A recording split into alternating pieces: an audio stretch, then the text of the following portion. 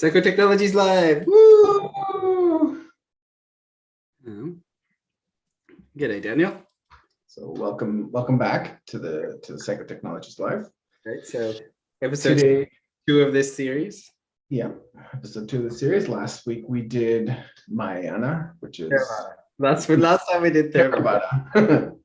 Last week we did Theravada, which was the impermanence of things. So we talked about how things are impermanent, and that was last week. And now this week is something different, right? Which is suffering, I believe. Right. So maybe we should short context. Big 3 characteristics.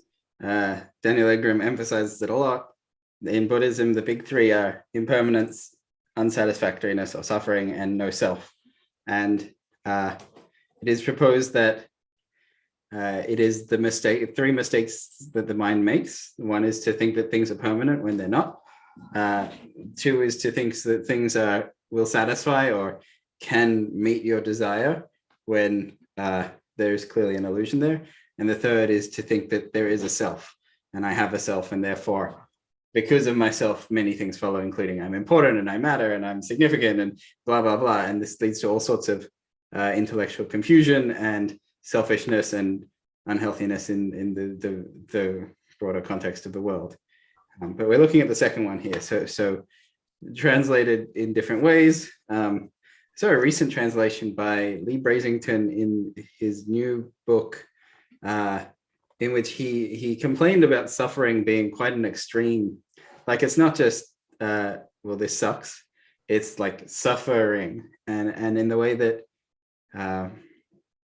we often do this thing with language where, because it's in a different language, we honor the magical meaning of the word suffering way more than what we mean by just the word suffering in normal English.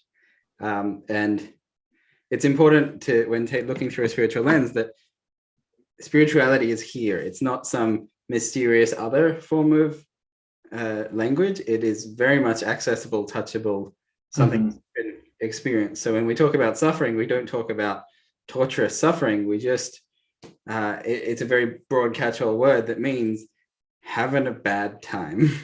And you know, Lee Brasington talks about maybe translating it differently, which is that if you were to say like birth causes suffering, you might want to be like, well, because you were born, you might have a bad time in life, or things might suck over your lifetime. And that seems like a much more comfortable translation. Like, sometimes life is a bummer. Like suckiness. Yeah, it's you just have a shitty day, and that's a type of suffering that is still suffering, that isn't literally being tortured and having your body torn limb from limb, but it's the same fundamental cause of a thing is happening that I don't want to have happen, some like undesirable experience. And it's a very big bucket for suffering. Of course, to give context for Mahayana, in Mahayana is the idea of the bodhisattva, or the highly realized Buddha being who returns to, instead of ascending to a different realm, comes back to the world in order to help other people to end their suffering, and to support other people with the, well, suddenly we went from impermanence, or everything is impermanent, to noticing how much everything sucks, and that if you help people, that's kind of a good thing. Yeah, so that's part of Mahayana here, concerning itself with suffering.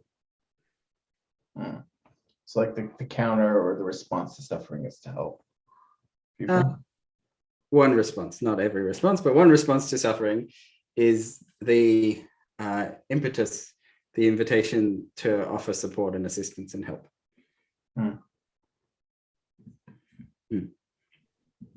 That's nice. Right. I like that.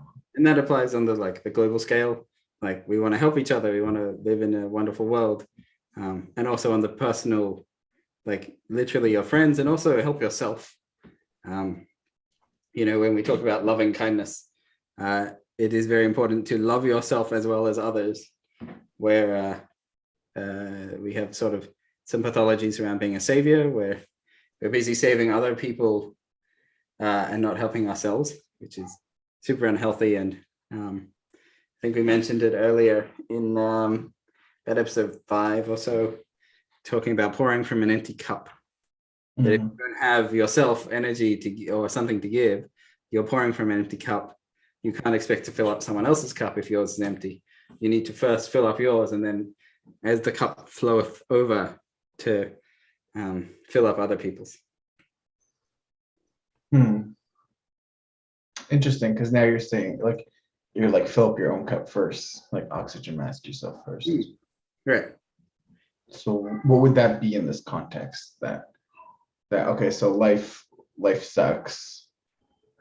Wait, life can suck. It doesn't have to. Life can suck. Which is, psychologically, when I realized that there's the fundamental nature of existence and mind is that we can have a bad time. Like, we can feel negative experiences, and that kind of sucks. Like, I can feel angry in a way that, like, in order to get my mind to do stuff, to like go get food, I need to feel, in some way, I need to feel hungry or feel bad about it in order to be motivated to go get food. And that bad experience is part of propagating me to do stuff in the world. So like that life sucks is like life sucking is like, I guess, your motivation, or I guess all our motivations in life too. Some of our motivation, or a huge chunk of getting things to happen, is through negative motivation, through pushing ourselves. And that's, well, just the idea that so much of our cognition, the idea that we are conscious creatures and we can have suffering, kind of stinks. Like, it's a epistemic boogie monster of like, suffering is real, suffering really does exist, you can have a bad time. Whereas, maybe there would be a way to have a consciousness that doesn't have negative experience, motivates itself without negative experience, would be really nice. But fundamentally, we currently have suffering in our consciousness, which is hard pill to swallow in terms of understanding the world.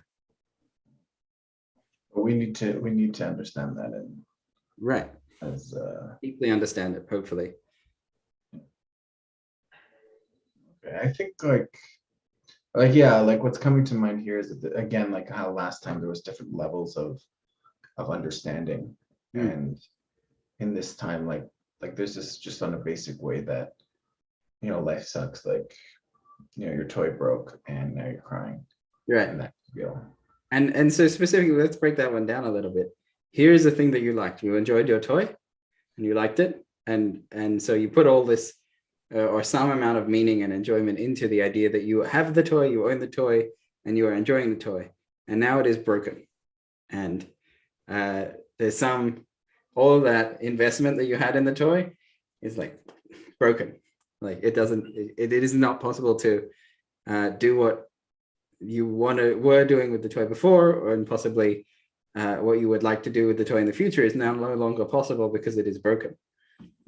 So there's a skillful pathway to navigate this, which is kind of just to be sad about the loss, maybe possibly to cry a bit. And then I have a hunch that sadness and crying transmutes your invested energy in the shape of that toy as it was, and it brings it back out so that you can put it into a new toy or a new object. That's like, yeah, so when you have something and you get very invested in it, you put your soul into it, then when that is no longer viable, there's like, I guess, that energy transfer from the object back into yourself. Yeah, to reorganize. And there's some sort of negative experience that goes on there when being sad about it or being disappointed that the toy is no longer, or and there's some investigation. So from the if we follow on from impermanence, let's say you're really like in the hang of impermanence, you've got it down, you've recognized that everything is impermanent, and you wake up the next day and you're like, I want a glass of water. But then you're like, oh, I could go get the glass of water, but that's going to be impermanent. And so I'm still going to be thirsty in the future, maybe after, maybe while I'm drinking it, I'll still have this the experience of thirstiness, and that kind of sucks. And so you lie there going like, wait, but if nothing can fulfill me because it's all impermanent, then but I'm still thirsty, like I'm still having a bad time. What do I do? And there's a little bit of nihilism here. There's like a confusion here, some sort of paradox, that how can nothing fully satisfy, and yet I need to quench my thirst somehow. Yeah.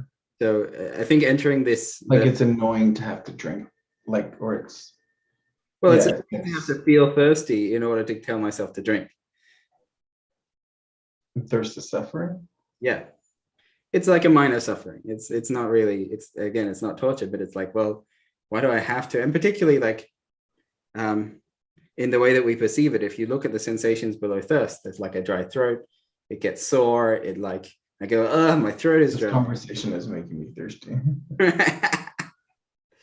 Right. So there's some way in which it's not just that I have a sensation of a dry throat, it's that I decide that that's bad, or I like, ugh, and my mind is doing something that is going like, oh, I don't like having a dry throat.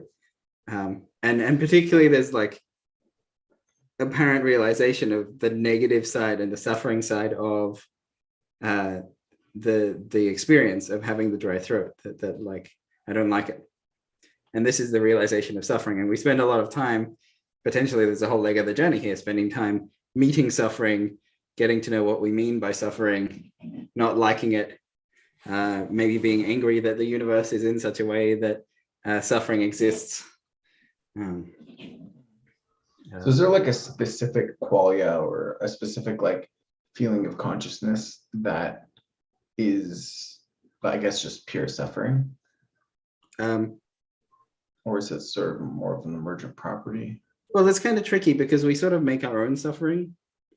You know, imagine I walk up a mountain and you walk up a mountain, and I spend every step going, I hate this. This mountain is so tall and tiring. And you're like, you spend every step saying, wow, this is so exciting. We're nearly at the top of the mountain. I have somehow caused myself extra suffering while walking up this mountain, while you have caused yourself extra joy by walking up this mountain. I do see this a lot where people will, yeah, they'll complain they'll whine and complain the whole time, and it just amplifies the suffering in some way. Like we're all here, we're all experiencing this, like we all know what's going on. We don't need to keep just complaining the whole time. Right, we're all sweaty and walking up the hill, and it's a hard hill, and you complain about it, the more I'm carrying double the load because I'm carrying my sweatiness and you're complaining. Yeah, and that's a lot to carry. And then on the other hand, the squeaky wheel gets the grease. Like you do want to voice your complaints, but like not create suffering, but also tell people that you're suffering if you are. Right. Because maybe someone can help. Maybe someone's like, oh, here's some band-aids for your toes that are chafing in your shoes. You know, I had them in my backpack, and you wouldn't have known that if you didn't create the squeaky. Yeah. If you weren't like, hey, actually my feet are hurting, then maybe everyone else is like, oh yeah, you just do this thing and then your feet don't hurt. And you don't know that until you bring it up.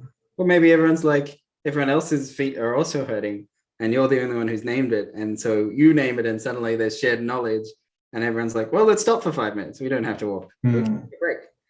Yeah, and then the whole group benefits from your voicing of your suffering. Right. So there's something of like a skillful operation of suffering, skillful understanding of. There's also a recognition of, like you said, if you keep amplifying suffering, it gets worse. And so working out how to not do that, how to not amplify suffering. Yeah. So that's interesting because you're wanting to, I don't know how to describe this, like, because you want to amplify the signal without amplifying the thing. Like you want to, I don't know, what is it that you want to do? Because like I want to say you want to like tell people that you're suffering without causing suffering to them, but like it's in a way that's not possible, because if you describe your pain, like that pain is in someone else as well. And if you ask if you just show your pain and then ask for help, then that causes like the reflectiveness inside them. And if they can't help you, then that causes them pain as well. Mm. But also not talking about your pain. I do find, like, I know like some like people will they won't talk about what's going on, and then it comes out in in suffering ways. In shadow, maybe. Sorry? In shadow. So there's an Yeah. experience of Well, there's for them it's shadow. For me, it's just like, I'm gonna have to deal with this later. so an experience of my energy is going towards noticing I'm in pain, right? So there's all of this fuel going towards it. And then I choose not to tell you because I don't want to bother you with my pain. And instead, my mood changes and gets grumpier and grumpier. And so I haven't named the original suffering, but now you're dealing with me being grumpier and grumpier. And that's my shadow. Yeah. If I'm Yeah, grumpy, especially if you're like not trying to reveal that pain, right, then it's now I'm just suffering and I can't get to the root cause of it. right. So there's Unless a we're gonna mistake talk of about it. like seeing the energy go towards the negative and then pretending it's not there or ignoring it or denying it or doing all these unhelpful Yeah, around it and that's just gaslighting at that point. of yourself, of your own. Well, if someone's suffering and then they hide their suffering, but it comes out in other ways, then they're gaslighting the people around them. Oh, like they take offense at things around them because they're so miserable because they've been. Yeah, they're on edge. There's like obviously something going on, and they keep saying nothing's going on, everything's fine, and it's not fine. And then They're on edge, and you're like, I can see something is wrong. yeah, or for me, I'm like somewhat susceptible to that. So I'll be like looking at myself, well, what am I doing wrong that's like causing the situation? Hmm. And then you find out later they had a thorn in their foot. And you're like, well, I could have like helped you with that. Or at least, even if I couldn't have, at least I would have known what was going on, and I wouldn't have taken that personally. I could have helped you within your suffering. Right. So there's something of a need for, or at least not burn myself out, and then I would be there later when you need me. there's something like a need to acknowledge suffering in some sense? Like, oh, I can see you're in pain. Yeah. And of course, even if you're like not so close with them, they don't necessarily even have to acknowledge the suffering, but they have to acknowledge that, hey, like there's private stuff going on that I want to keep to myself. And to me, like that's like the inflection point for gaslighting, is if someone's saying I have a secret that I want to tell you, then like that's right at that line where you're like, okay, you're on the right side of the line from here, because everyone has secrets and they don't have to tell everyone. But I don't have to, like, I don't imagine ghosts anymore. Like I'm not seeing like ghosts. I'm seeing ghosts, but I'm seeing that they're coming from an unknown source, which is there, not here, not inside me, it's outside me. right. So it's someone else's ghost I'm seeing, which is like whatever choices. So there's this need to acknowledge suffering in some sense, right? But obviously, if I acknowledge too loudly, I start to amplify it. I'm like, I'm thirsty. I'm really thirsty. Oh, I've gone too far. Yeah. I'm actually really thirsty. I'm a little thirsty because we keep talking about being thirsty. Yeah, I actually am thirsty now, and I have water here that I'm gonna not drink because we keep doing this thing, so it keeps it alive for me. Wait. So there's something interesting here. So if I'm thirsty and I don't drink, then there is some, or if I'm thirsty, sometimes I can drink and that doesn't quench the thirst. Like there's something wrong. That even though I am thirsty, even though I've drunk the water, it hasn't met the thirst, which is an interesting aspect of the nature of suffering. That suffering can remain even though I tried to meet it, even though I tried to quench my thirst with the water. Like if I've eaten too much salty food, I can try to drink water, but my mouth will still be dry because of the salt. I can drink more water, but I'll still have a dry mouth. Drink more water, have a dry mouth. Yeah, it can mess up like your equilibrium, like what's normal, And I have that a lot in dreams where if I'm like thirsty and at night and I'm asleep, then I'll have dreams where I drink lots of water and I'm still thirsty. Oh, interesting. Yeah. It's one of my recurring dreams. Right. So there's a skillful need to acknowledge and not amplify suffering. And then there's a skill to meet suffering with its resolution. Like, I need to make sure that when I am drinking the water, I pay just a little bit of attention to the water, and I feel like that water is quenching my thirst. And this is a little hitch sometimes minds can get in where they forget to do that. Where you've Like just visualizing that happening. right, and just paying attention to the water, really quenching the thirst, really meeting the suffering or meeting the negative experience with the thing that will resolve it. And if sometimes we can forget to do that, an example. Yeah, that's actually reminding me of yesterday's talk with like drinking or getting high, where you're noticing the effect it's having on you. So there's something like here's a good one.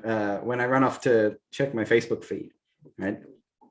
I want something. When I suddenly have the desire to go check my Facebook feed, I want something. I want the desire to connect with my friends. I want to see something interesting. I think I probably want something like novelty, right? Yeah. And because the feed, you just keep scrolling, right? So there's some way in which, despite wanting novelty, I look at these things and they're like not quite novel enough, and I just keep scrolling and scrolling, and I spend like half an hour scrolling, searching for novelty that has not been met by my Facebook feed. Yeah. Yeah, but it still feels like this is where, like, it feels like you're gonna get the thing, that satisfaction, but then you never get it, and it just right. turns. And so then I switch from Facebook to Reddit, and I scroll there for a while, and then I switch back to Facebook, and I scroll there for a while. There's some failure to meet. There's some desire in me that I'm not meeting when I find the stimuli. I'm just not. I'm not quenching my thirst for novelty, and so there's a skill here in the suffering school, in correctly meeting the desire.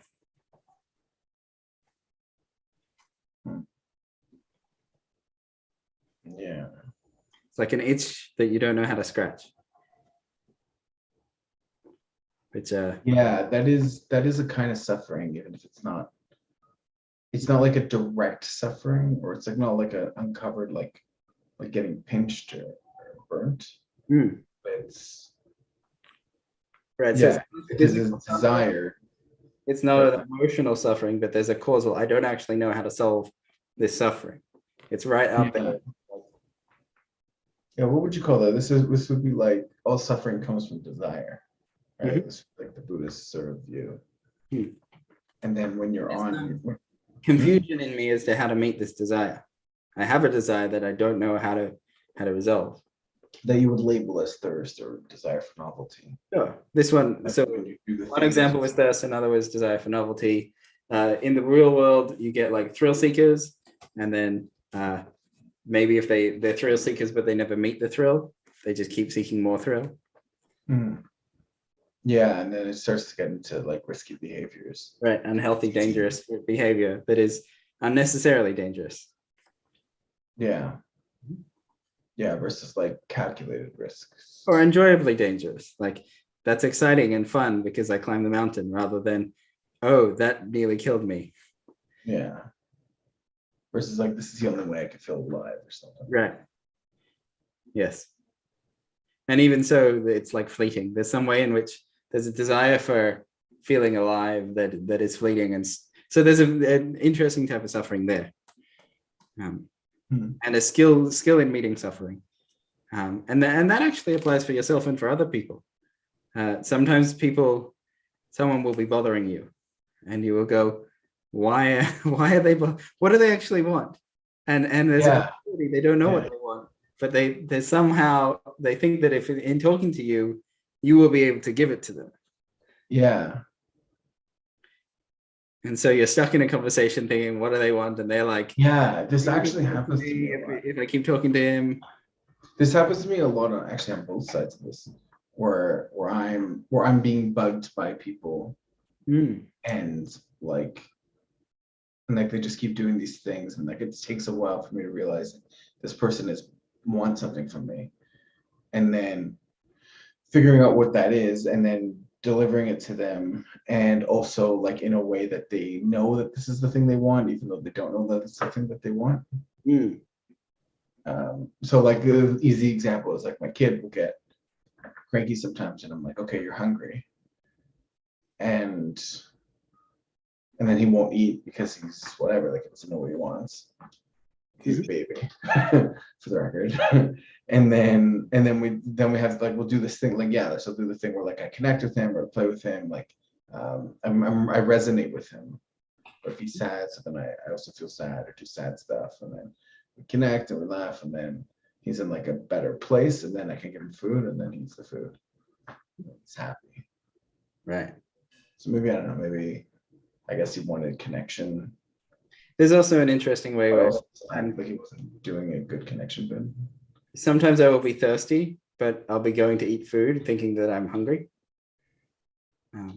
Yeah, that can happen. And that can happen too.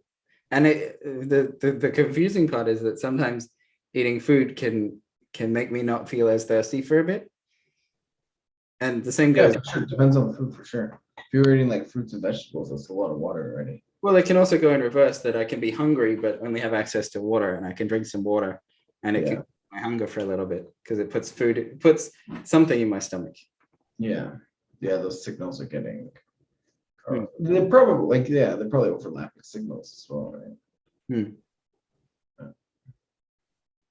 Yep. Just well, some of the signal for would be something like I want to fill my stomach with object, and applies to food and water. Yeah, that does happen to me sometimes when my stomach is like feeling empty and then it wants to be full, even if also, I don't necessarily need the calories. There's like a dry throat sensation, and then there's a saliva sensation, which makes the saliva one being hungry and the dry throat being thirsty. And because they're so nearby, sometimes I can mix them up. Yeah, that's loud enough. Right. So it's important to maybe circle back around. When we talk about suffering, we're not talking about human torture and like really bad suffering. We're actually talking about the everyday suffering, the everyday little bits of suffering that can happen to everyone all the time. And what we're looking for when we meditate on suffering is an understanding of the nature of suffering. So I said I meditate, maybe I concentrate on the breath because the breath is a pretty good object. And I notice I'm getting bored as I'm on the breath. And every time I get bored, I get distracted. And so I notice the way that boredom is a type of suffering. And then distraction is a type of suffering. This is one of my favorite, Yeah, this like noticing, like doing the thing and then noticing that I'm bored, and then starting to explore the boredness. And like then the boredness becomes interesting, and then the boredness goes away, but then the interestingness goes away because that object of the meditation was the boredom, which is no longer there. Right. And now you're in this like new space where there's nothing that like happening, and then you're bored again, I guess, and you can redo it. But what's super interesting, and I've used this in circling as well. Like the first time I ran a circling thing, we did this. I did the intro, and then nobody knew what to do, so we were bored, and then we talked about how bored we were, and what is that like, and exploring the boredom. And this is a secret to a lot of like, I think this is a secret to like good intro to psychotech, is boredom is an experience, and you can explore that. And as you explore that, you become less repulsed by it. Which is hugely valuable in your life, to be able to like tolerate boredom. So there's an idea here that I would call experience blind spots, where I'm used to maybe a loud noise is going to take my attention to it, and in that sense I will know that a loud noise happens, but in fact I'm always sitting talking to Daniel, and whether my spine is or isn't straight, it's so normal that I won't notice if I'm sitting in a bad posture, because it's so much of an ordinary sensation that is in my blind spot, I just start not paying attention to it. Yeah, And it just becomes ways in which one aspect of sensitivity or psychotechnology of paying attention to your experience is what is ordinary and what is normal, and what are you what's in your blind spot because it's just always been here. Yeah, I think in philosophy they call this P consciousness versus A consciousness, so passive versus active. Right. And something really valuable in getting to know that passive. How am I when I do nothing? Which obviously type of meditation. Yeah, and that is huge because you're always reacting to that. Right. So if I do nothing. You're always reacting to the passive, to like what's happening and what's always there, but you don't spend a lot of time dealing with what's always there. Right. So if my passive is as soon as I have nothing to do, I start getting bored, and then I like kick myself into doing something else. Like I can't actually just passive. I'm in this forever loop of never resting. Yeah, this happens where you get stuck, and then the boredom. I think boredom and uncomfortability. With the uncomfortability with boredom is also feels very similar to another kind of uncomfortability. And if you're always reacting to your boredom, you can't make long-term decisions because you're gonna get you can't make long-term plans or things like that because you're gonna get bored when you're doing things over time. And and then noticing the boredom, being able to I mean, there's a lot of things you can do around it, but I think it's mostly explore it and make that interesting, and then you'll be able to start to notice it when it comes up. Right. So this I don't make it interesting. I see how it's already interesting. So this is branching into what do we do with suffering. So you've almost just described it. Like when you start getting bored, what do? You just said you start investigating it. You notice it, and then you experience, like try to hold it in your experience and see what it's like. So part of what is happening, I'm going to take bored, continue on the bored example. When I get bored, so I'm meditating on the breath, and then some part of my mind, some part of my mental capacity, my grand system has decided that this is boring and has decided to pop in and be like, hey, this is getting boring. Chances are that part of me is doing a good job of keeping me interested, like making sure that I leave boring things and go do interesting things. Incentive structure. That's the thing. Yeah, in life, you generally want to be doing interesting things, not boring. Right. And so one thing we want to be doing in meditation is we want to be keeping track of where the mind is at. So some part of the mind is trying to meditate on the breath, and some part of the mind is protesting and saying, hey, this is boring. And so what I want to do is I want to take both of those parts of the mind as object of the meditation and start getting to know both of them. Particularly, like, boredom is a particularly personal, subjective judgment on the world. It's me, or part of me, saying, I don't like the world, right? And so it really does, it feels like it might come from the outside, like that this movie is boring, but actually it's coming from the inside and we project it out, right? Yeah. And so then we can start to recognize the part of the mind whose job it is to declare things boring and tell us to do something else. And then when we start to get to know that, we can also train it to be more integrated with us. So and integrating with that is got two sides. One side is genuinely listening to the suffering when it's like, oh, this is boring, we have to leave, and honoring the fact that it's looking out for something, and then also being able to hold it back and be like, no, today we're meditating, we're on the breath, we're going to meditate and we're going to find something interesting in the breath. And there's two sides to it, and it's important. If you were like, imagine you're in a conversation with someone boring and your boredom senses are like pinging you like, this is so boring, right? One option is to deeply find the conversation more interesting, like lean in and be like, it's remarkable how boring you could be. And the option is to like say something, do something, be like, why are you so damn boring? Like, what the heck is wrong with you? Or like, and either of those may be the right thing to do in that moment. And you can only really find it out by doing it. the wrong place to be would be to have the suffering and do nothing about it. I mean, if you do absolutely, if you just suffer, that kind of stinks. Although like there's a skillful way of dealing with suffering, I think. There's a way to suffer while learning about the suffering. Unnecessary suffering is unnecessary, I think. But like really being able to experience the suffering, and there is suffering in all things. So in boredom or in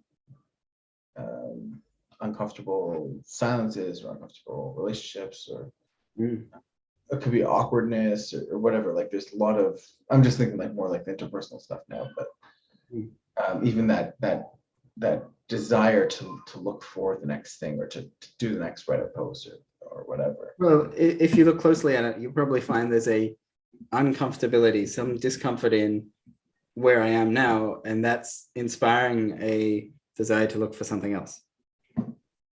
And often by investigating, we can solve a bunch of that's another thing I think that you get from exploring boredom, is realizing that it's not always bored. You're not always bored.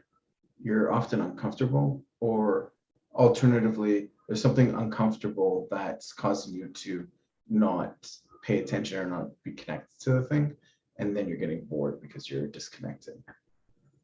Right, and I want to bring in a model from the last conversation as well, which is the past, the present, and the future. So a lot of the suffering is a present moment suffering. I am currently bored, but it's not just a present moment suffering. Often it's again projected past and future, where when I am bored, I'm suddenly reminded of every other time I've been bored and stuck in a classroom like this, and it's terrible. And I suddenly brought this whole story forward about how bad it is to compound to my great suffering in this moment. Yeah, like that's so true. Where they're like I know, especially like with people where they're trying to like explain something to you. Sometimes, like I have it on both sides as well, where if I'm trying to explain something to someone, then they might start getting flashbacks of like lectures in schools and stuff, or their parents are like, I don't want to hear a lecture from you. Yeah, don't tell me what to do. I have that one. Yeah, I'm like, well, I'm not. And then for me, it's like, well, I thought I was just like, this was this cool thing that I figured out that I thought you would want to know, and then like that gets turned around on that, or and then the other way around also. It's like people start talking, and then like you tune out, and the quicker you can notice when you're tuning out, the more rich your conversations can be. Because you'll be able to do something with that. Depends on who you're with, but tune back in, be honest about tuning out. Definitely it happens that I do a bunch of explaining. I work with people, I explain to things how things work. But I get the chance to notice when they don't understand my explanation, and I'm like, oh cool, they've just dropped into some memory, something. I'm just gonna give them a moment to process that and come back and say, like, oh, can you explain that again? Like, no worries, of course I can. That is always such an interesting space where you like say something, and then that gets things moving, and then they sit and think about it for a while, and then you're just there with like nothing to do, I guess. I don't know. Well, this is the thing. Am I suddenly suffering in that moment, or am I comfortable? Yeah, I don't know. I'm still figuring that part out. But so there's an important part here where my ability to sit there and wait while they process a thing is my ability to enable them to process that thing and give them permission to, I'm just going to sit here and listen and wait for them to, like, the gears to turn in their mind. And if I had to keep talking and talk over them, maybe I would knock them off of the important thing that's coming up. Like this is that to me, that's where the actual learning takes place. So when you say the things and then the things click and then they start thinking about it, like just shut up. Your job's done.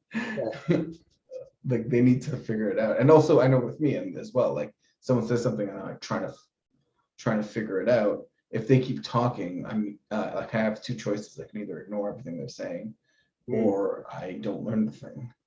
Right. Well, or you can pay object to what they're saying rather than you're learning, and that's a self-sacrificing, unhealthy, blah blah blah. Yeah.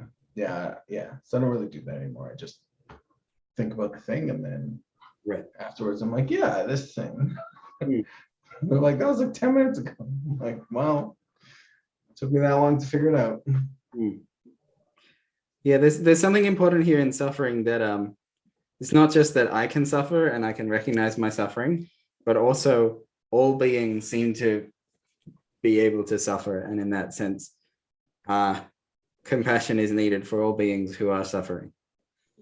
Yeah, And I the agree. same suffering, this is the proposal, the same suffering that I could have is the suffering that other people could be having as well. And when I perceive and experience suffering and I don't like it, it's the same like class of experience that other people could be having and could desire not to be having. Yeah, at least for humans, yeah. Right.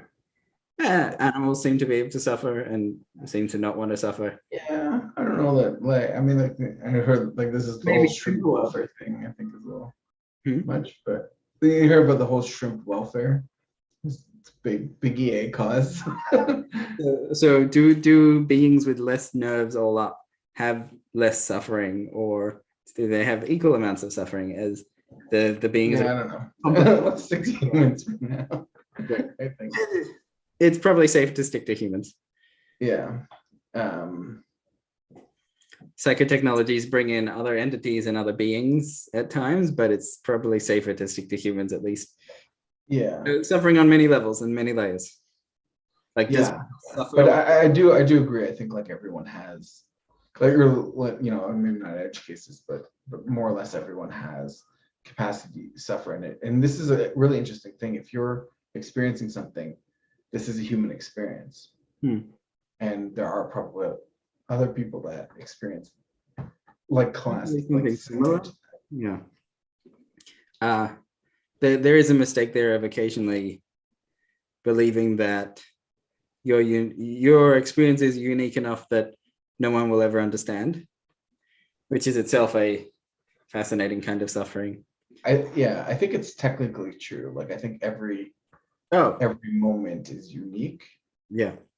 But it's not necessarily like uniquely unique in right. that way. I end up erring on the side of other people can be understanding enough. It may not be perfectly understanding, but can be understanding enough that you can make use of their compassion. Yeah.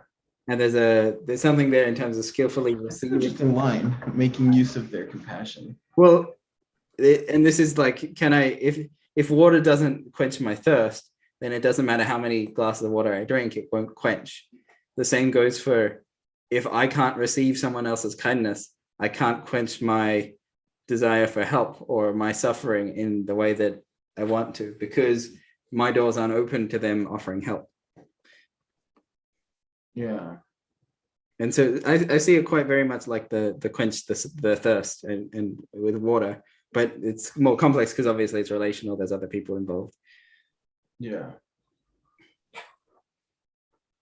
But yeah, like to be able to receive, like, you know, we're talking like compassion for other people, and also like remembering to accept that compassion from other people. There's also this a very interesting aspect of gratitude here, where it's a real skill to receive gratitude from other people, and it's a skill most people don't have.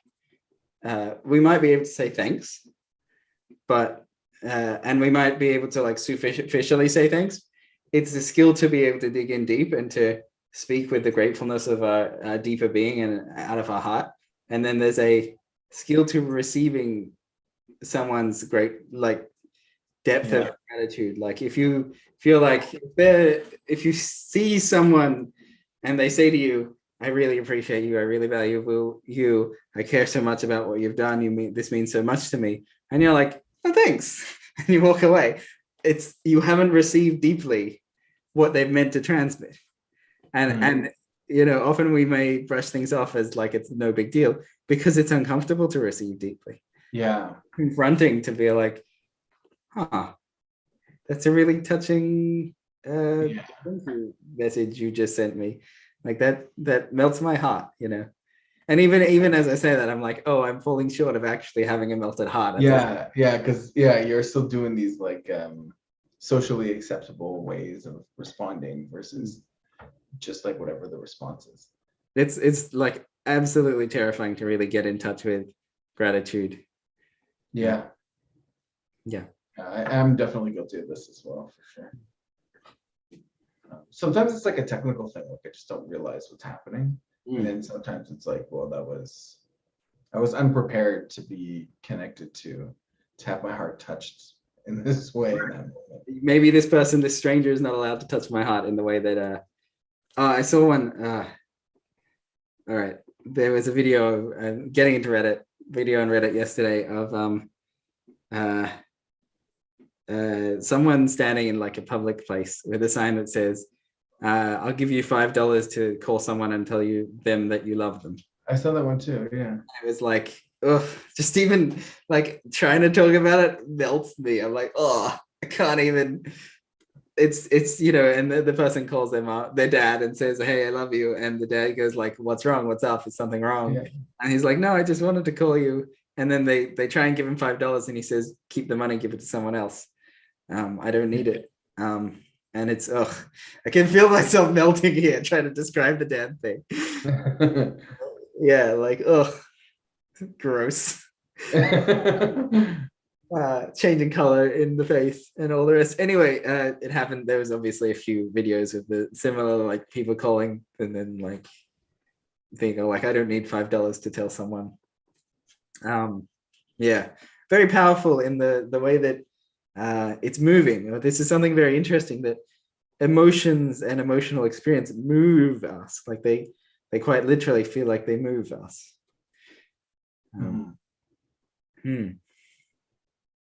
Anyway, so we're here with suffering. This is what we're trying to, how do we investigate suffering? How do we understand what is the nature of suffering? And it's neat because we pose this question, like, what is suffering? What is the nature of suffering? And then hopefully you believe in direct experience. You believe that you can. I don't think you should believe in direct experience. I think you should either in the cave with shadows on the walls and you can't ever truly perceive reality, or you can, because you can be thirsty and go, oh, I don't like this. And your suffering is true and valid and a reflection of reality that is solid. It's not really belief, you know it. Right. But either it's possible or it's not. So I believe in it, you believe in it, and anyone else can go. I know it. Like it's not belief. Like belief has this like connotation, like it's outside. Right. Okay. And I think that's actually incorrect. Like as soon as you start moving into beliefs and stuff, it's sort of like you've lost the direct connection. There's the knowability and there's the belief in knowability, right? And we talked about this a couple of episodes ago. Do I believe it's possible? I believe it, but I don't. It's not an important belief so much. Right. Because I can just go check anytime that I want. Just do it. Right. I just am there. And I do. Right. So and I'm not going to get into like a debate with someone whether this is true or not, right? Because I'm just going to be like, well, let me just show you. And if you don't know, if you don't experience it, it doesn't matter if you believe it's true. Yeah. So there's an opportunity here to investigate what is suffering and to understand better the relationship between self and suffering, and recognize the dance of suffering and many aspects of it. So I take that back. I think this is an important belief to me. Or at least like the area, the things around it. Yeah. Sorry, yeah, go on. I just didn't want to like be incorrect. You didn't want to suffer? Being incorrect on the internet causes me suffer. In life also, but especially on the internet, right? Right. But yeah, it's just invoking the wrong schema for me, because it's like I'm imagining like a debate with like Ben Shapiro or somebody like arguing his direct belief. And to me, that's just, or philosophy like paper saying that direct belief is, direct experience is correct, does exist or doesn't exist. To me, it's like you've missed like like that whole frame sucks. Like it's not about whether you believe it, it's about whether you experience it or not. But I guess the belief is also helpful. But there's also, I need to, whether I believe other people directly experience reality, also can change my worldview deeply as to whether, if I don't believe other people can suffer, if they're all P-zombies or NPCs or robots or outgroup that don't matter because they don't have feelings, or I don't care about their feelings because they can't suffer in the same way, and so their suffering doesn't matter because they're not real people. Yeah. And so it's important to know that if I do have beliefs around that, maybe stupider people suffer less, or their suffering doesn't matter because they're not smart or something. And that's a very dangerous belief to hold. And it's important to have self-awareness around if I believe that. Yeah, I agree with that. The only reason why it's not really grabbing me, I think, is not because it's wrong. It's because I find people that do that, where they don't accept the suffering of the outgroup, is they don't accept a part of their own suffering. There's probably something more going on. There's probably some suffering they have when they don't like the outgroup, or they're reminded of some prior suffering in their life. Yeah. The lovely gentleman who talked to many KKK members and got them to give up their Daryl something. Yeah. Right, and he described that often the KKK members were scared of the strange, the race and the culture that they were attacking. They were uncomfortable with, or worried about, or in fear of, or had a negative experience which informed their behavior. And by talking about it, by getting to know them, by making friends with them, he changed their perspectives enough that made them feel free to give up their robes. Right. And I know for me, not that I was a KKK guy, but I wasn't into the whole woke. Anyone can build up distrust of another type of person, or another, like people older than me don't get it. That's one. Yeah. People younger than me are stupid, like are immature. Yeah. There's another one. People my age just don't get me. There's another one. Like suddenly no one's left. Yeah. You can definitely start creating.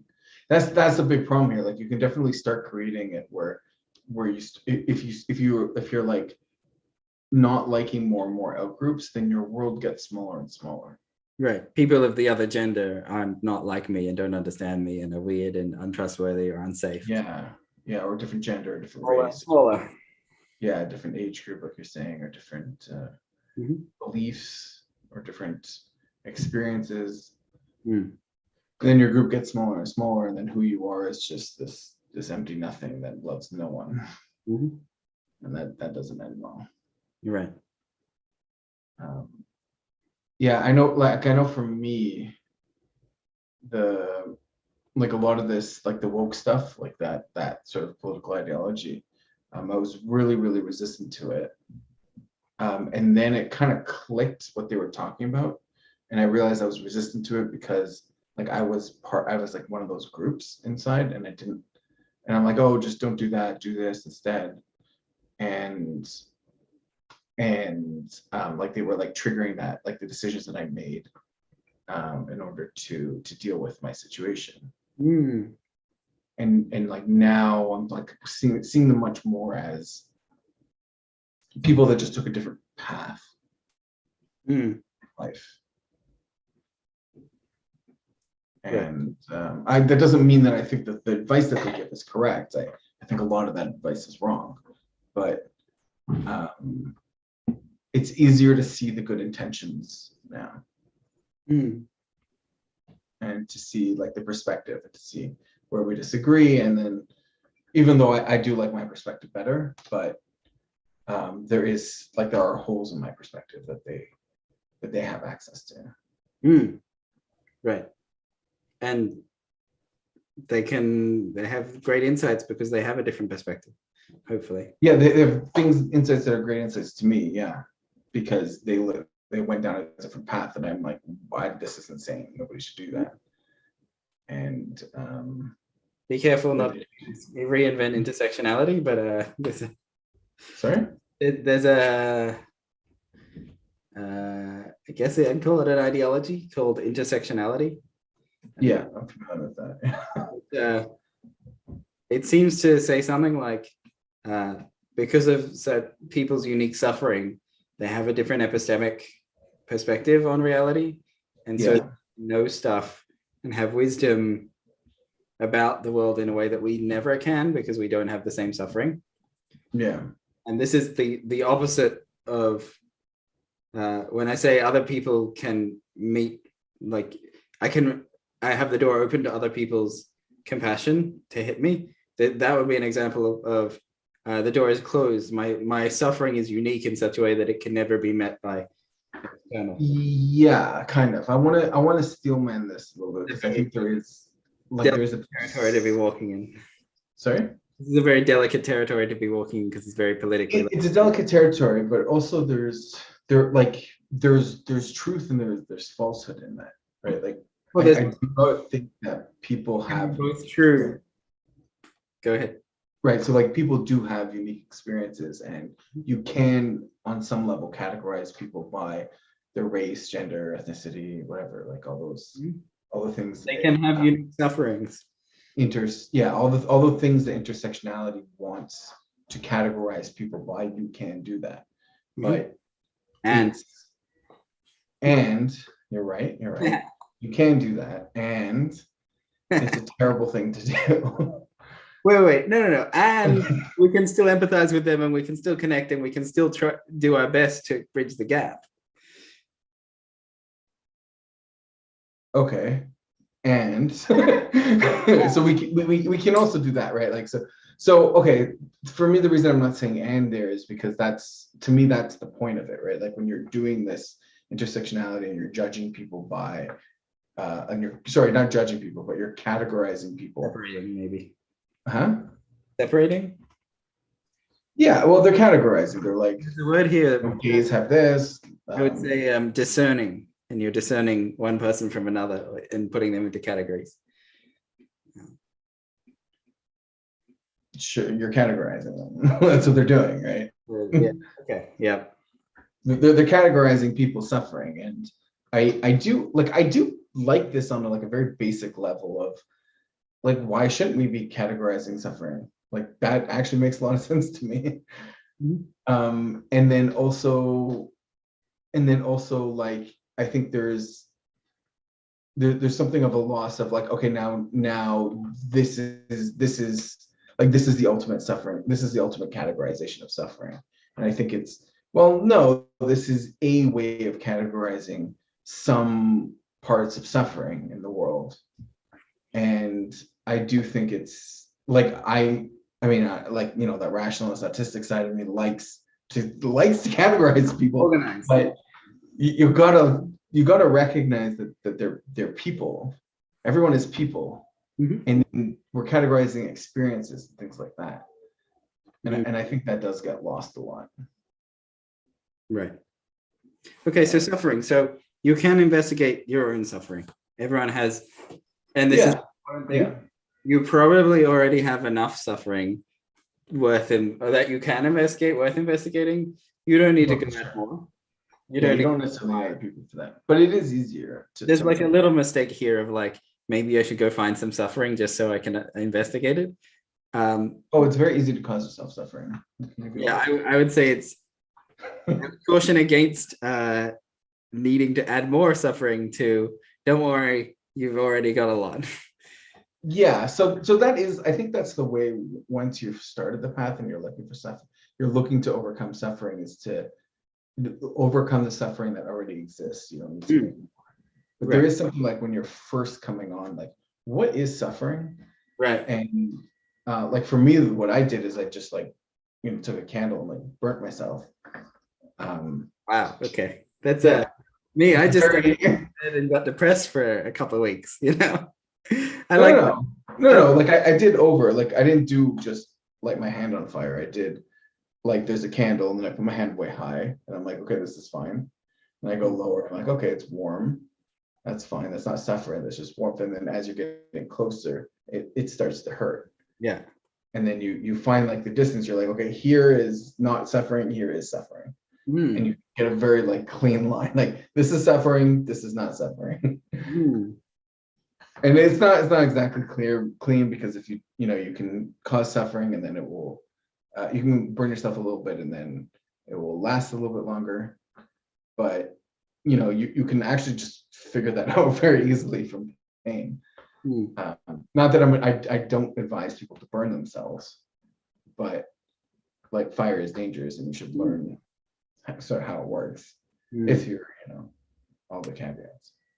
There's an idea that kids need a playground that includes water, fire, heights, and I think there was another danger.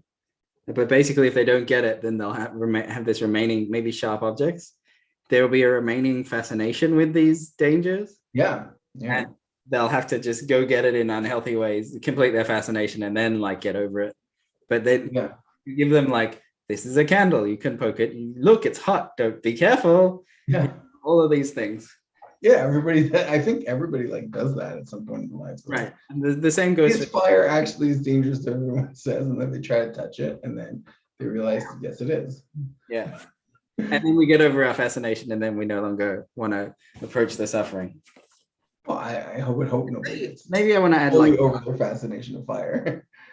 But yeah. There's a suffering in darkness as well that is probably worth gaining some wisdom over. Yeah. Anyway, so we can investigate our suffering. You by all means should. You should also do it cautiously, because if you approach too much, sometimes you can cause yourself more suffering. If you amplify, you can cause yourself more suffering. But of course, we're working with this complex dance of often trying to suppress our suffering. So I'll be bored, but I'll be suppressing it. And so I may need to amplify it in order to actually listen to what it's saying in order to get back to neutral. That's what I mean. Like sometimes you do want to amplify or cause a new thing because it acts as like an experiment. So there was a time in my life where I was moving towards the suffering to like self-punish. And I want to advocate against doing that. Like that's not necessary. And as soon as I learned to stop doing it.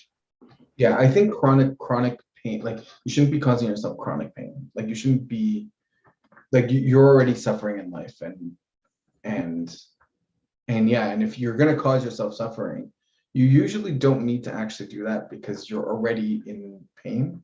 You're just, I think that instinct comes from, like we were saying before, like you're already in pain, but you're not sure how to access it. So sometimes people will cause themselves pain so that they can they can actually experience the pain that they're already feeling. Right. So there's more here. There's also a recognition that if I flinch too hard away from pain, I actually cause more pain. Yeah. And so in getting to know suffering, one of the things we also get to know is this flinch pattern. And a skillful, like let's say I have an assignment due in a week, and so I procrastinate and I put it off until the last day, and then I freak out and I do it, and I had bad time all week, and then I had bad time on the last day. If I had just done it a week ago, then my suffering could have been greatly reduced because I could have acted a lot with greater vigilance to resolve the suffering. But unfortunately, because I didn't, I had a greater sum of suffering. And so in investigating suffering, this is one thing we want to learn: the greater sum of suffering that can happen when we don't calculating out expected values of suffering. I love it. That week of procrastination, many people have done that and felt it. Yeah. So it is interesting that, there's a skill of getting to know suffering and getting to know suffering quick, or like getting to wisdom around suffering so that I can respond quickly next time, right? The filter response is already there. I'm in the conversation, I'm bored, I don't want to be sitting here for 2 hours before I say something, I want to say something sooner, respond like reactively positive so that I can save us the next 2 hours of us both having a dull conversation.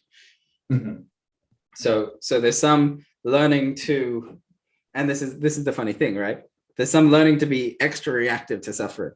so that I can save myself from greater sum of suffering. And there's also some non-reactivity, because there's all this suffering created by reactivity, right? I'm bored in the conversation, and immediately I don't give you a chance to like get more interesting. I just tell you you're boring and walk away, and I've actually caused worse suffering. Yeah, like it builds up until Right. it hits the activation point, and then it all comes out at once, and you can't really necessarily do a lot of that. So there's some learning to react really quickly, and there's also some learning to hold back the reaction and not react to suffering. So that, because sometimes suffering just goes away on its own.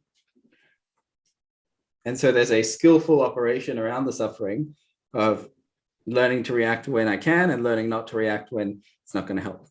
Right. And I think you get that skillful operation of suffering by acknowledging that life is suffering, or there's suffering in life, however you want to say that, and then kind of being and like tolerating it, investigating, examining, repeating several times, experimenting with like, oh, what if I try and tell someone they're boring, and they respond really well? And sometimes they do. They're like, oh, yeah, you're right, I was bored of what I was saying.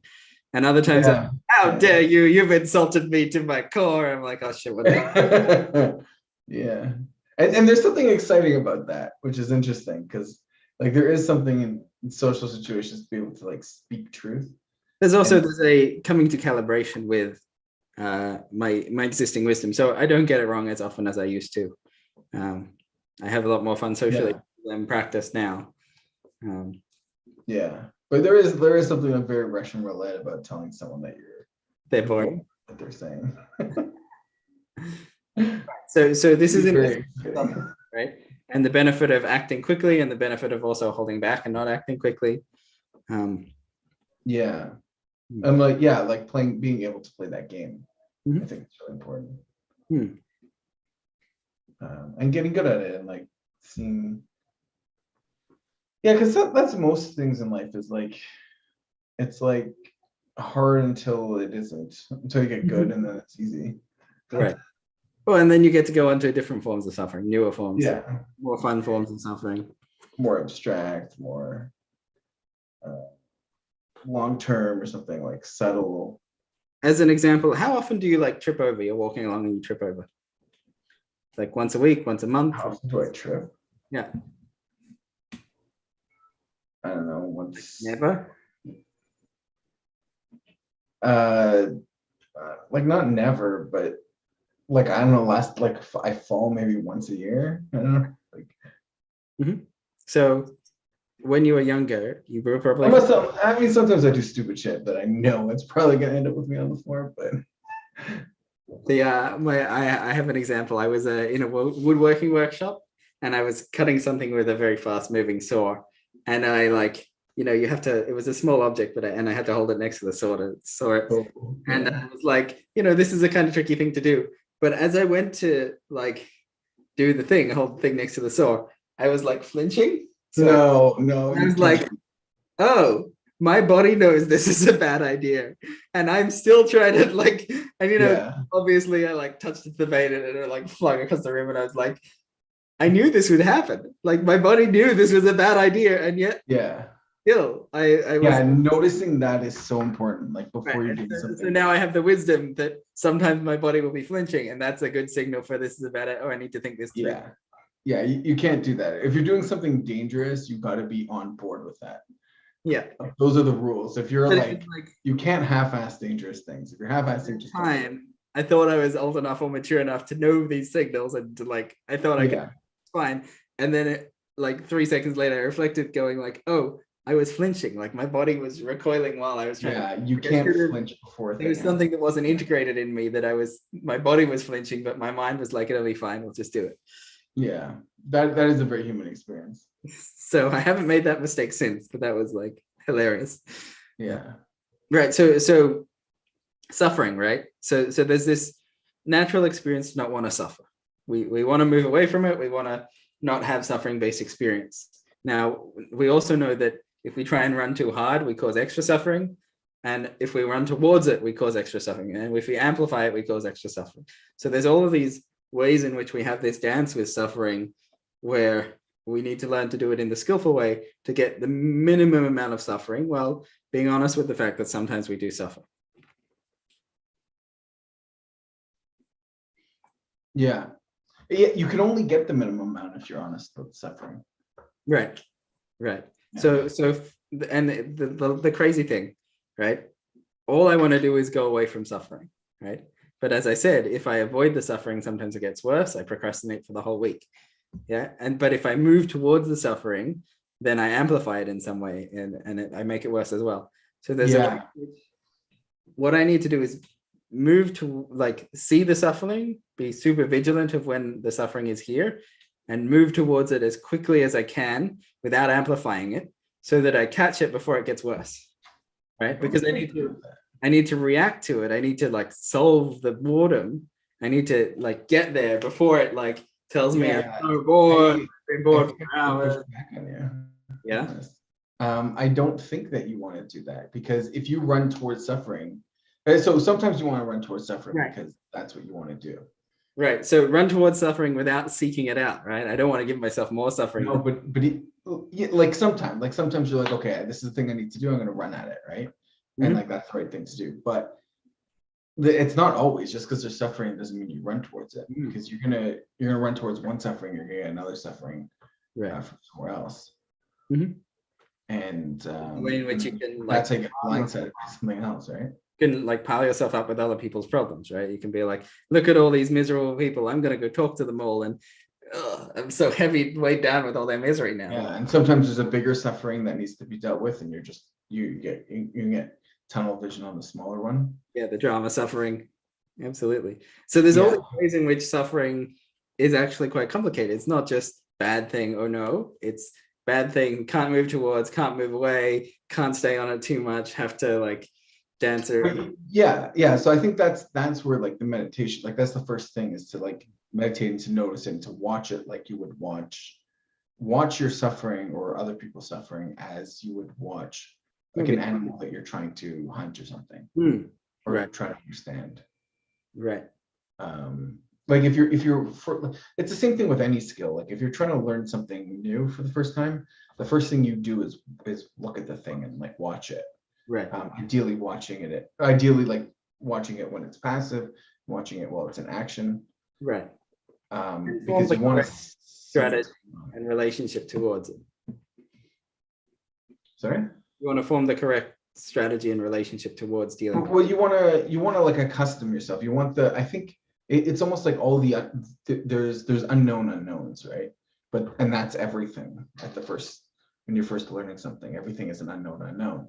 So when you sort of just you're with it, you get to feel the vibes, you get to feel what's going on, you get to notice different things that are happening, and then that creates context.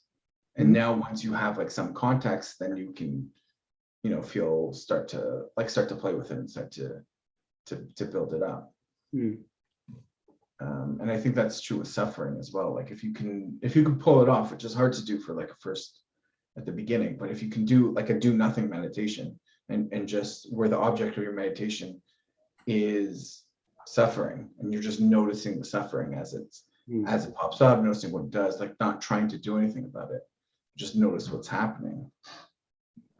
Then you get a deeper understanding of what's going on. And then you can start to try to do stuff with it. I've done this relatively recently, that I've sat to meditate, and then I've started having a bad time of one kind or another, and I've gone, well, this is what we do. And then this is what we're doing now. Yeah. The next hour having a suffering meditating experience was horrible. I didn't like it at all. It sucked. And then I stopped meditating and I had a wonderful day. But I had dealt with something that I needed to suffer with for a while, whatever it was. And it was, when you get to a quiet enough mind, it's not really clear all the time what's going on. But there was this constant deep and running away from it is a suffering, running towards it is suffering, doing anything is suffering. But just sitting with it for a while, I had a really bad hour, and then it was over, and then I was like, oh, time to have a nice day. So strange suffering type experience, but those are experiences of getting to know suffering as well. But that is interesting. Yeah. And that is a big thing as well. It's when suffering shows up, it kind of takes priority. Mm. Not always. It's like a loud alarm. It's like, we're in pain, you know, I want to do something. Yeah. So like, it's not always. Sometimes like, you are doing something and it hurts, but you need to keep doing that thing. Right. But just like normal day-to-day life, I think like suffering has a pretty high priority, should be pretty high priority on the list of things to engage with. Just because like if you don't, first off, it is important, and it is the signal that this is important, right? Like suffering is saying this is the flag that says this thing is important. What the thing is not always clear, but that it's a flag is very clear. And also like if you're constantly getting suffering throughout the day, like you're not really able to do the things that you need to do. And you're just going to be stuck in this like negative, you're gonna be stuck in hell essentially, because like hell is suffering, or suffering is hell, or whatever. So interestingly, the Buddhist cosmology of the 32 realms also, there's hell and there's heaven, and there's, remembering what I said earlier, that spirituality isn't somewhere else, isn't far away, isn't some mysterious other thing. It's actually right here, and we can perceive. You can have an experience that is really hellish. You can have. You're already perceiving. This is my view. You're already perceiving the spiritual realm. You're just not able to talk about it. Right, but you can have. So you can have a day in which you suffer to all hell. You can also have a day which is just, or a moment which is heaven. It's important to become self-aware and like mindful and notice where you're at and where you navigate. And obviously there's a skillful cultivation to have more of the good ones and less of the bad ones. It's part of the journey. And do more of the things that will result in the good things, and more of the things. So there are starting foundational qualities that help good things happen. Like if you're kind to other people, they're more likely to be kind, not always, but more likely to be kind back. And so and even honestly, you're more likely to be kind to yourself. This is, I think, the simplest one. Like the simplest argument for being kind is that if you're being kind and you get practice at being kind, that means that when you need to be kind to yourself or your loved ones, you're good at it. Right. If you're being mean all day, if you're being a dick, then like that's what you're good at. Well, you get what you make of the world. So if you make meanness, it'll come back. Like I think there are situations even where meanness. There are skillful operations of every state of consciousness, but don't go ahead and be thinking that you are the skillful practitioner. You're probably the fool. Well, it's all scales, right? Like there's a story. No one has never done anything kind or mean. Like everyone has done is somewhere on the spectrum. There's a story of the two monks are going to cross a river, and monks take a vow of not touching women. And there's a lady next to the river who says, "Can you help me cross?" And the first monk doesn't know what to do because he's taken his vow, and the second monk just picks her up and carries her across the river with him and puts her down on the other side, and they keep going. And the first monk is confused and frustrated, and they keep walking for an hour. And then the first monk said to the second monk, "Why did you help the woman? We've had a vow of not touching women." And the second monk says, "I put the woman down at the other side of the riverbank. You're still carrying her," which is again the like, you carry your suffering, or do you hold on to it, or do you let it go? And like, so if you need to put on the mean face to teach your kid not to run across the road, do you do it and then let it go, or do you hold on to it for ages and ages? Hopefully you can just put it on for as needed and then let it go. Yeah, that's hard. Yeah. That's what I'm saying. That's why I think the kindness is much better. Like go for the good stuff versus like being nice versus being mean. Because if you forget that you're wearing a nice mask, it's really not so bad. Like the consequences aren't really so bad. Maybe you're a little nicer than you should have been or something, but whatever. Like that's fine. But yeah, when you're being mean, like that mask gets, because you're not just stick to your face and you don't even notice. You get lines of like meanness, and then like the angry lines, and before you know it, after a couple of years, it's like it's your personality. You forget how to take off the mask. And I don't think, yeah, like I think there is, like, you do want to be skillful in this and not just be nice, like just be like whatever, because like, yeah, like there is a cost to this as well. But yeah, like you want to practice. It's a good skill to have in life. It's a good way to be. Person to be is to try to be alleviating suffering of yourself and others. And then then you get good at that, and then you're able to alleviate also your own suffering and also the people you think that shouldn't be in suffering. Right. So there's a skillful operation around suffering.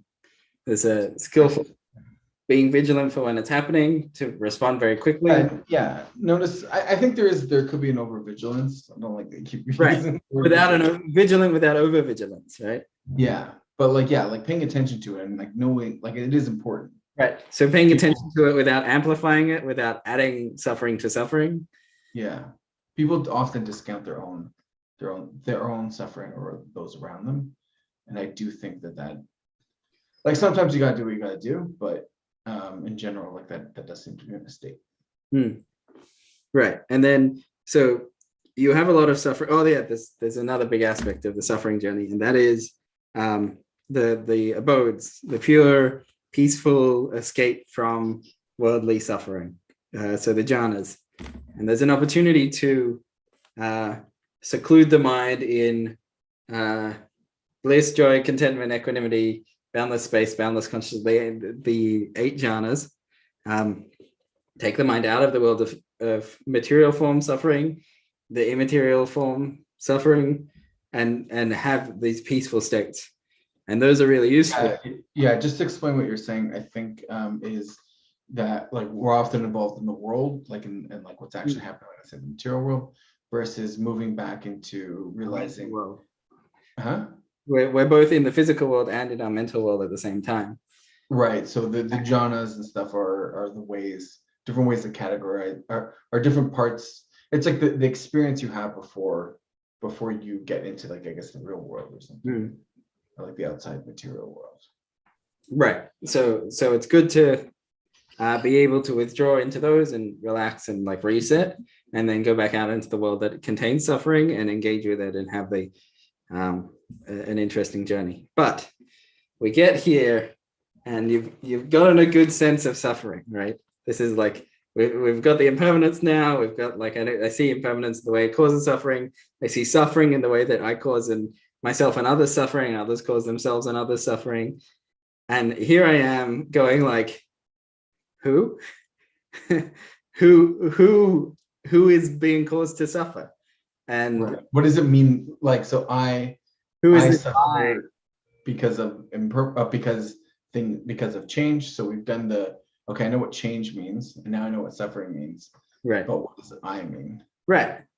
So we get here going like, all this time I've been just ignoring maybe we probably didn't go too purely. We started noticing the eyes falling away, and the like other people suffer just as much as me, and I care about that too. And there's some confusion about who is I anyway. And here we are. We're pretty much down pat on suffering. We'll still go back through them a couple times, but now we want to go to school number 3, which is the no self. We want to understand the qualities of no self. We want to branch into the Vajrayana school, and we want to deeply understand no self. What do we mean by self, and what do we mean by no self? And that's video. Right. Who is it that's suffering? Who is it that's suffering? Yeah, if everything is impermanence and there's suffering and everything, then I guess what am I? If I'm not permanence. If everything is changing and I'm not the suffering, then who is the one that receives the suffering? Why do I got to deal with all this crap from the world? Yeah. And that's school number 3, and that's the third leg of the journey. So once you accept, I think people get this. Like, we did this podcast or YouTube channel, and everybody understands that everything is impermanent, and they're dealing with the nuance of that. We truly imparted our enlightenment by explaining change and permanence fully, suffering, the skillful operation around suffering fully, and here we are about to jump into school 3. Yeah, but that's next session. So gotta tune in. See you next time with Psychotechnologies Live. Woo!